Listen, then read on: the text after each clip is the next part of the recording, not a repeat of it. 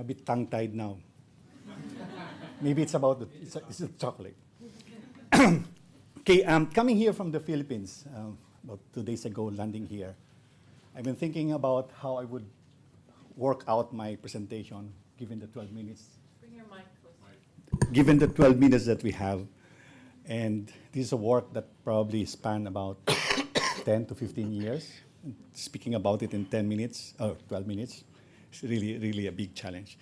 Anyway, the sustainability of any fisheries is really compromised, mainly because we are really dependent on it for food, and especially our desire or our dire need for food. So, in effect, it really hurts us every time there is no control over how we're extracting this kind of food. Now, this is also because the direct users of the fisheries itself, and even countries, are very much dependent on it. This is true for, I think, many countries in the world, and especially true, or especially apparent to a third world or the developing country like the Philippines.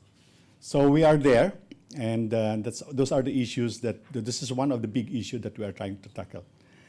Now, on the other hand, managing capture fisheries is full of contradictions. Think about our statistics. Think about world production or world harvest in the past 50 years. You will see always increases.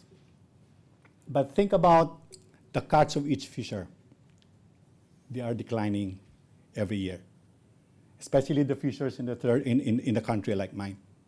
So a typical fisher now in the Philippines, or a small-scale hook and line fisher in the Philippines, will only be catching something like 3 to 5 kilos a day. And that's really, really sad. So if you think again of the solutions, again, it is full of contradictions. Think about what you are going to do what is going to happen to the fishers when you are establishing a potent solution like establishment of marine protected areas, or we call that marine reserves in this part of the world. That means you are robbing the fisher of their area to fish. It's really a contradiction. But we know that is the right thing to do. Think about the process of closing for a period of month so that you allow the fish to reproduce. We call it closed season for fisheries. It's really also a contradiction because during that time the fishers cannot fish, so they have no income. So these are really full of contradictions. So this is around these surroundings or around this background where we have a project like Go Fish. That means we are implementing a project around these contradictions. And that's really, really a big challenge. So how we did it, or how we have been doing it. First of all, the first thing that needs to do is really to demonstrate success, or demonstrate that your intervention is the right intervention. To be able to demonstrate success, you have to measure. You have to measure success. You have to put in science. You have to put in statistics. You have to put in analytics to be able to show to your partners that you have success.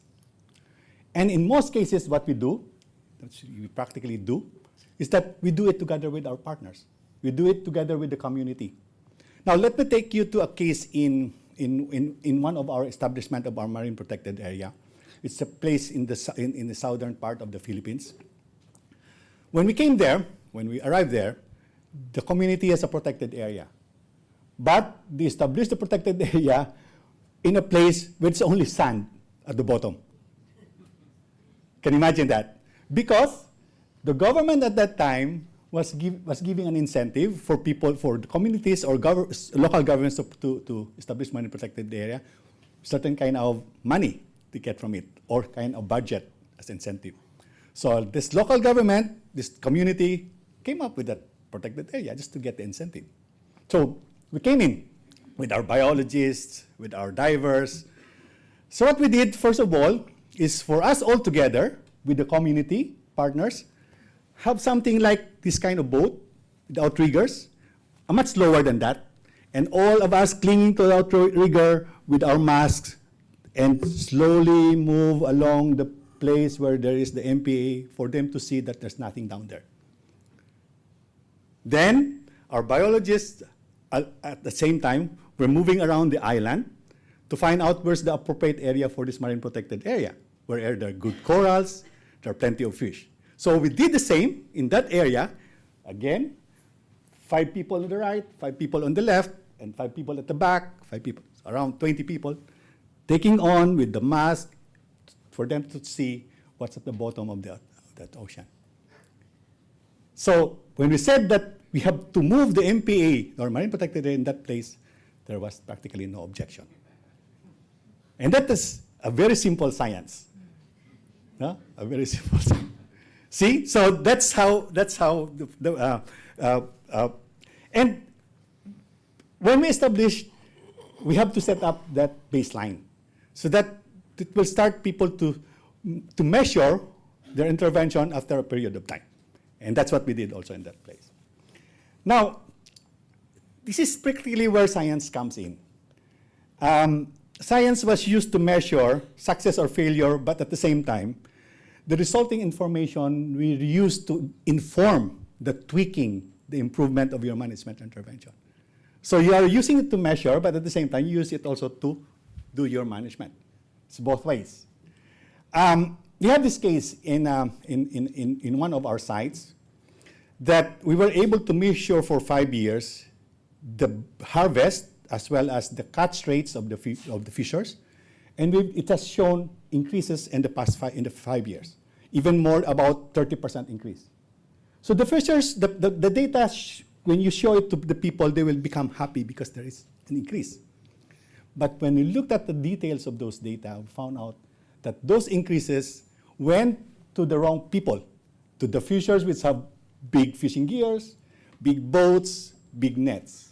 But those fishers which are using hook and line, using small nets, their catches have declined. So the data again, your science again, has shown you that something is wrong. So we tweaked the program, focused more on equity issue, because it's an equity issue. It did not go to the right people. It's an equity issue, and it's an employment issue. So the focus was, because of that information, we somehow had a chance to tweak the direction of the program. And that's really, really fantastic. Okay, so we also came up with some innovative solutions. We have many actually, but I'll just tell you one thing. The Philippines is, I think, considered one of the texting nations in the world, SMS. It's kid, some colleagues here from the Philippines before have known that. So people are driving, texting, things like that. And what happened here is that we thought of this as this technology, maybe can make use of that. So what happened is that we use texting now to report the infractions in the sea.